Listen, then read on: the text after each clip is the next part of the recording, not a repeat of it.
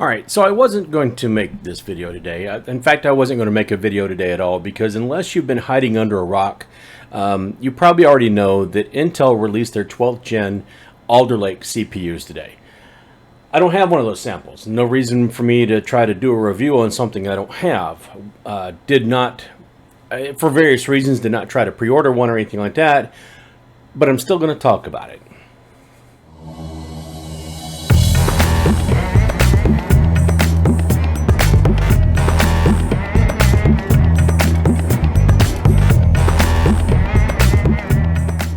Okay, the reason why I am making this is because I'm not not one of the reviewers that has 100,000, 200,000, a million, or whatever viewers.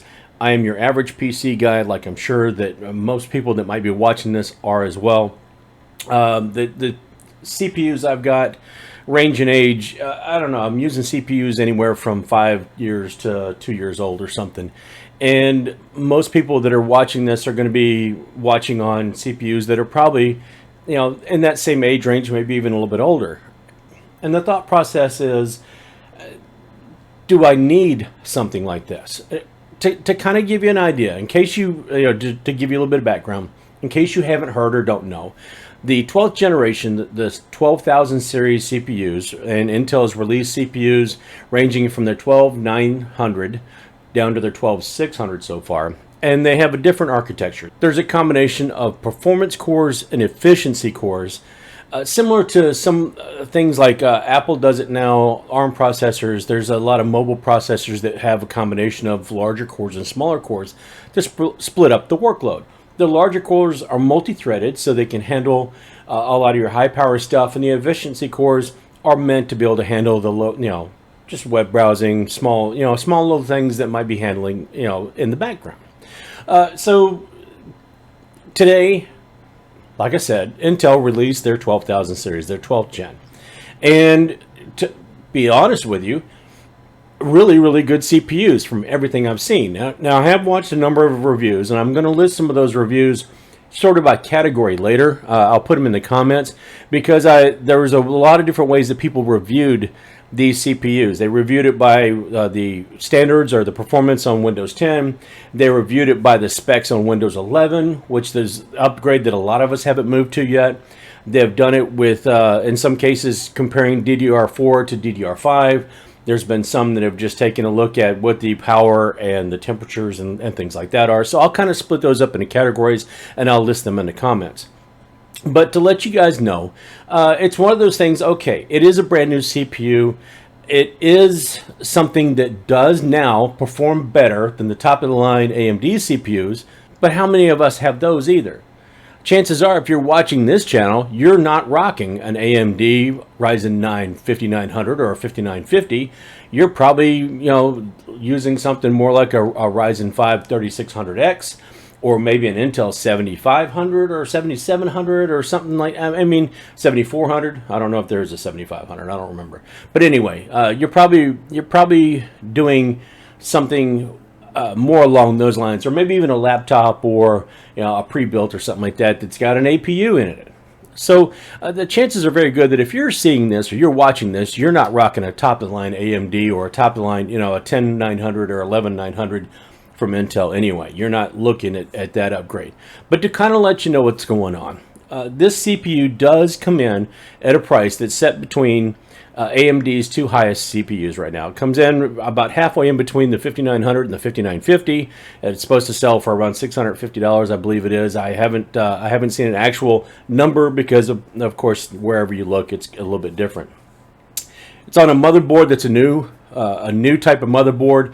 There's actually two subsets of this motherboard. One of them will take DDR4 memory. One of them will take the new DDR5 memory, which will be the new standard. DDR5 memory will cost you around $300 or so for a standard set of DDR5. It can handle more capacity. It's a higher bandwidth. Right now, you're going to have a problem finding it, and it's going to start probably in the high 250s to 300 for just your basic type of memory. It's much easier to get DDR4 right now.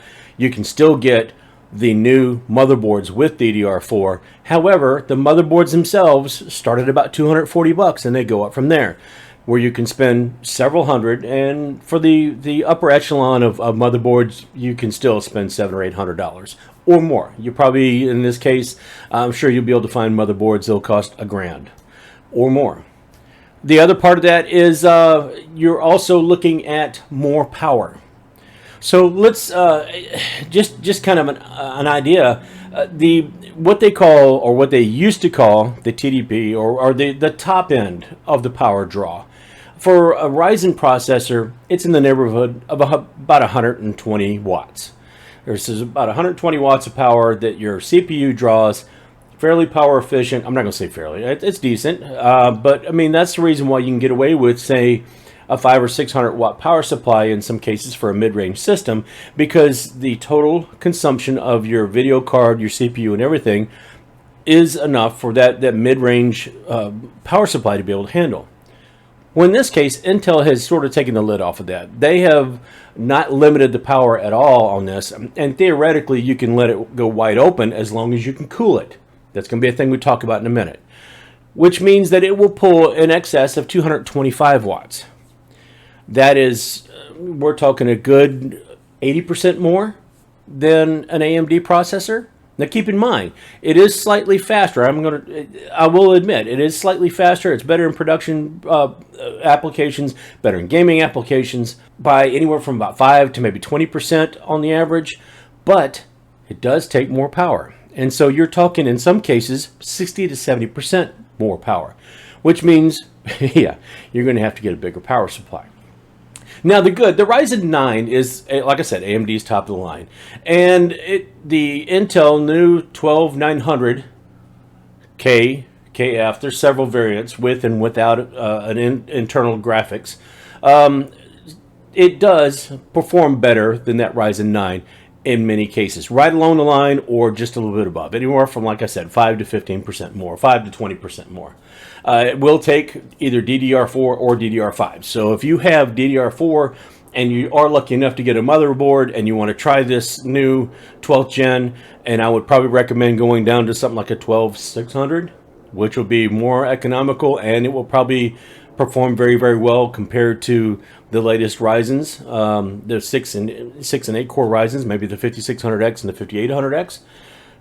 But it does outshine it.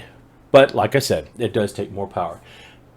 And more power means more heat, which means you're going to have a cooling solution that will also be enough to handle it. Your standard cooler, because the CPU is a different size, is also going to have an adjustment. Some coolers will need a different bracket. Some work well, some don't. Sometimes you're probably going to need a whole new cooler. If all you have right now is just your standard air cooler, or if you have, say, in a case like I do, I've got a couple of 240 mil AIO all-in-one coolers, it's not going to work for this processor. You're going to have, they're recommending for an AIO or a water cooler, they're recommending something like a 280 mil or 360, which means 240 millimeter fans or 120 millimeter fans.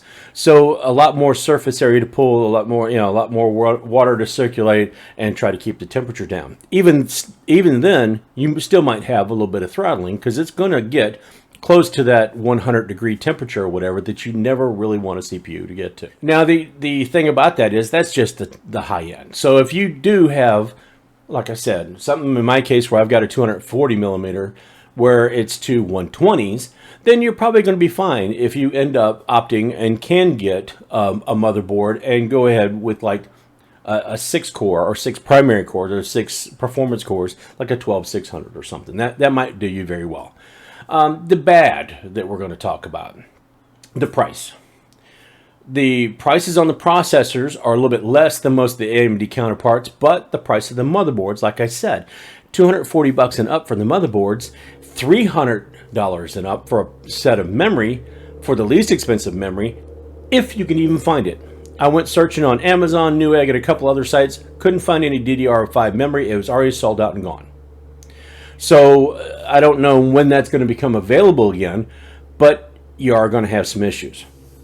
One of the things that also seems to have come up in a lot of reviews is there's still some glitches. There's still some problems with some applications running in, say, Windows 10, which many of us are still running, and even a few on Windows 11 where the scheduler that Windows is supposed to take care of doesn't quite work like it's supposed to.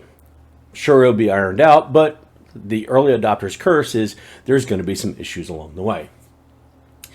We did talk about cooling. Availability is another issue, and it might be for a while, especially where there's a shortage on everything else, and power usage. Now, we did talk a little bit about this processor, especially the 12900, pulling more power with the ability to pull as much as 225 watts or more consistently under a heavy load. Now, normal gameplay is probably not going to do that, but if you're stressing it out or have a heavy workload, you know, maybe you're editing videos or something like that, that's going to take a lot of power or a lot of usage. You might need a bigger power supply.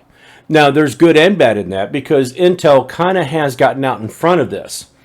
By having this standard or needing a bigger power supply, you might end up needing that for the next gen GPUs that will be coming out next year anyway. So it might behoove you, if you're thinking about one of these new Intels, to go ahead and get the bigger power supply and start looking for one that has the PCI 5 connector. And I'm not going to do a video on that yet, but I'm sure you can look that up. But there's a connector that looks very similar to the one that is on NVIDIA's RTX series video cards. What we thought was a non-standard, I think it's a 12-pin connector or something like that. That looks like it might become a standard for PCI 5, especially feeding video cards. So if you are thinking about the Intel, maybe that's a step to go. So anyway, what does that mean for the average consumer? Just the same thing it probably always means when you've got new stuff coming out. Wait and see. Just figure out if what you're using right now works for you, don't rock the boat. If you do need to upgrade, or you're looking to upgrade, or your computer is on its last leg or has just crashed, or you're trying to find something, if you are looking at getting a new AMD or a new Intel anyway, you're going to have to get a new motherboard. You're going to have to get eventually DDR5 memory, a power supply, and all that.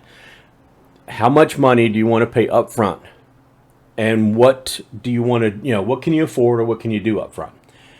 The advantages to this, like I said, are that we're going to have to get different power supplies for the new PCI 5 standard, 5.0 standard coming up. If you're already looking at an Intel, maybe that's a time to take the leap if you can afford it. I don't know how much those power supplies are going to cost. I can't imagine they're going to be cheaper than ones are right now.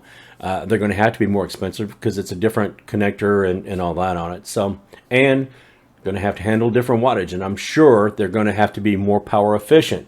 So what do we do with the 80 plus rating? Right now, power supplies are rated on an 80 plus system where the efficiency is on a scale that sort of color coded, just a regular white label up through platinum or higher. So we're going to have to kind of look at that too. If you can, just stay where you're at.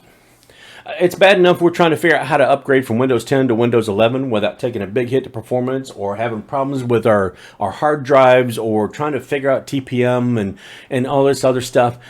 Maybe it's a good idea just to stick where you're at and let the dust settle and watch some reviews and see what else everybody else is doing, and just try not to be jealous about it for a little while. I mean, in this climate, it makes no sense to have any kind of envy.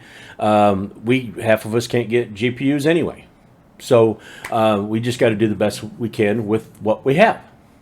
So I'd invite you to leave me your thoughts and your comments. Is this generation, are you really, I mean, the competition is awesome. That is amazing. And that's a huge thing, because it's going to push Intel and AMD against each other. Now that we know that Intel can catch back up, we know that it's going to push these two against each other, and hopefully we'll have prices come down, more efficient models come out, better things, motherboards come down, memory come down, and things like that, if we can find them. But that's the thing, if we can find them. So kind of leave me your comments down below. I don't know if this helps. I don't know if you like the video, don't like the video. Leave me a thumbs up or a thumbs down. Either way, leave me your thoughts and comments. This is something that I kind of like. I had to get I felt like I kind of had to get it off my chest. I looked at a bunch of these and I thought, you know what? Today is not even a day I want to do any kind of video at all. Even though I try to post videos on either Sunday and Wednesday or Monday and Thursday, it wasn't going to be something I wanted to do at all because of this release. And after watching a bunch of the videos, the one thing I kept thinking was, what does that have to do with me? Or should I even think about, even though I know that I'm going eventually to either AM5 or an Intel, the newer platform, how does that affect me now? So I imagine some of you guys are asking the same question, and let me know. Let me know how you think it affects you, and if it makes any difference. Makes any difference in your decision, or just what your thought process is. Are you excited about it or not? Kind of let me know down below, and that's all I got for right now, folks. So we're still trying to get to 500 subs by the end of the year so I can get on some of these affiliate programs. Don't be afraid to visit me on the other socials, even though I've kind of tapered off on some of those a little bit because lack of activity.